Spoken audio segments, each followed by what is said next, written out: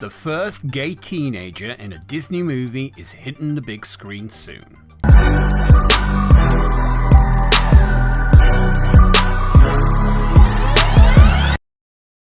So today I want to talk about this new Disney movie, Strange World, that just came out yesterday on the eve of Thanksgiving. There are several things about this movie that I find odd or strange. First of all, I didn't know it was coming out.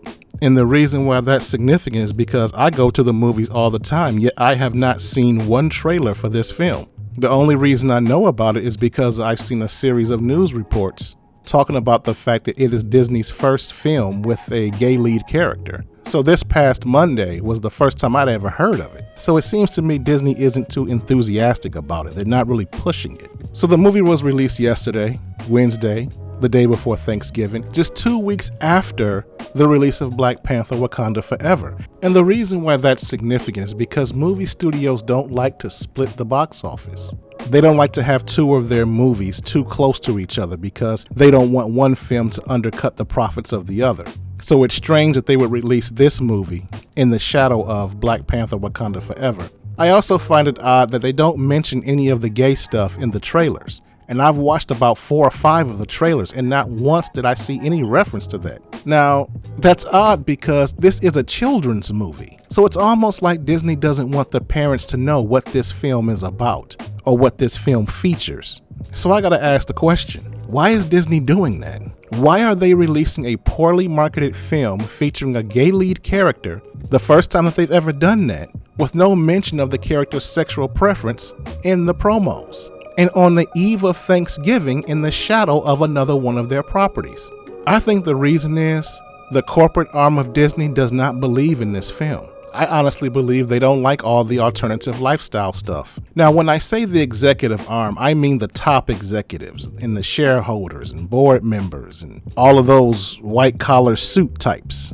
You know, the people that only care about profits. They don't like all this stuff because Disney prides itself on being a family brand. That's how they've made their fortune. And they know this stuff doesn't play well with their targeted demo, which is young families. And I believe all this alternative lifestyle stuff is actually coming from the creative side of the company. The writers, producers, directors, animators, etc. The activists that prioritize their gender and sexual preference above profit. And I believe if it was up to the business class exclusively, they wouldn't release this film at all. Like Warner Brothers did with Batwoman, they'd bury it on a shelf, or unceremoniously release it on Hulu with no advertising budget. Because ultimately they know this movie will not do well at the box office. And the reason why I believe they know it won't do well is because Disney has been down this road for the past 4 to 6 years. They vowed to be more inclusive, and by inclusive I mean they're going to push more gay characters in their content. And it's backfired. Let's look back on their previous projects. You have Eternals, Doctor Strange in the Multiverse of Madness, Lightyear, Ms. Marvel, She-Hulk, Black Panther: Wakanda Forever. All of those films have subtly featured members of the alternative lifestyle community, and they've all underperformed to one extent or the other. Now, some like Black Panther: Wakanda Forever and Doctor Strange were too big to fail, and they did make a profit, but they didn't live up to the expectations relative to their marketing and budget. And then you have others like Lightyear, Eternals, Ms. Marvel, and She-Hulk, which were absolute failures. And I also believe that people on the corporate side have been paying attention to what happened to that movie Bros. Now, that's not a Disney property, but it's the first mainstream romantic comedy featuring a gay couple. And it too was a massive failure. So I don't believe Disney is blind to any of these facts. At least the corporate arm of Disney isn't blind to any of these facts. They know pushing the alphabet agenda is bad for business. And Strange World, like Bros, has a gay lead character.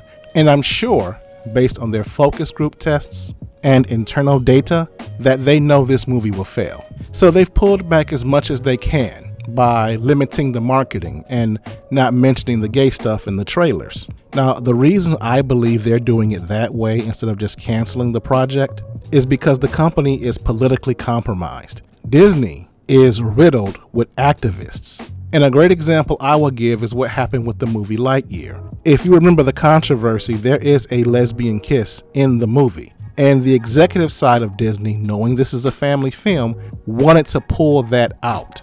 However, it was the creative side that put up a fuss. They fought and demanded, and they even threatened to go on strike and quit unless the executive arm keeps it in the film.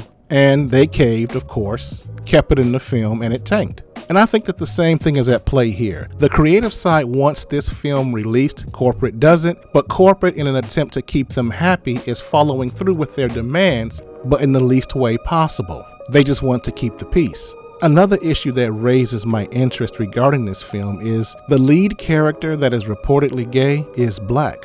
And as I've said in a previous video, why is it always us? Why is Hollywood obsessed with making every black character gay? It just feels that way, that if you have a black woman or a black man in a film, they're going to be members of that alternative lifestyle. And this is not just Disney, by the way, but let's run down the list. Now, I've mentioned some of these movies before, but I also want to mention others.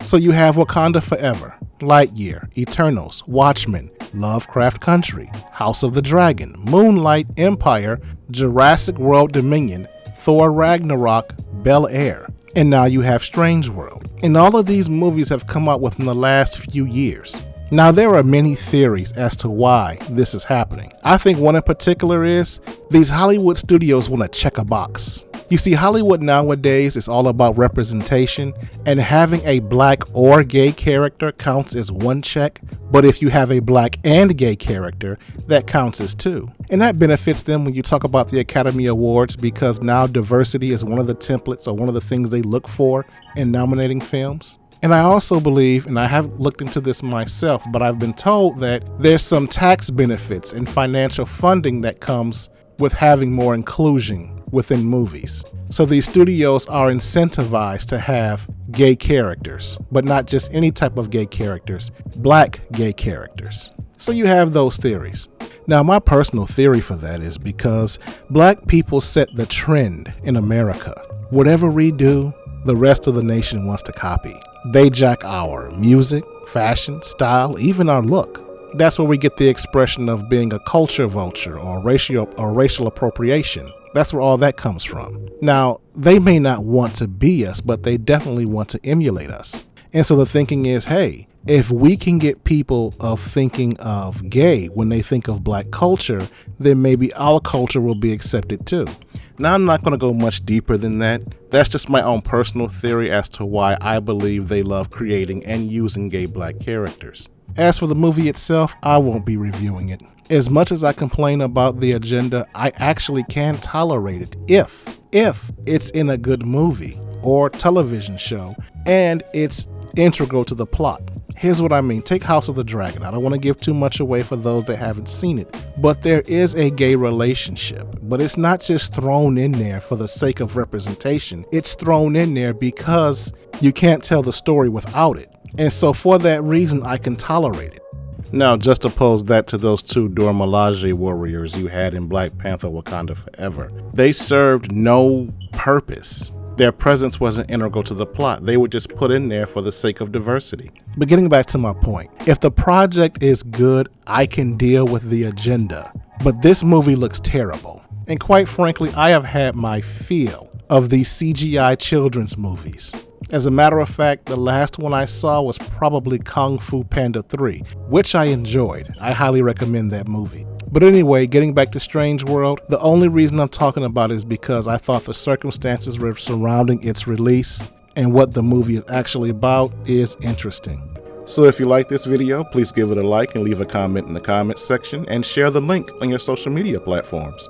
And if you are new to my channel, please subscribe and turn on that notification bell. That way you'll get alerts every time I upload new content.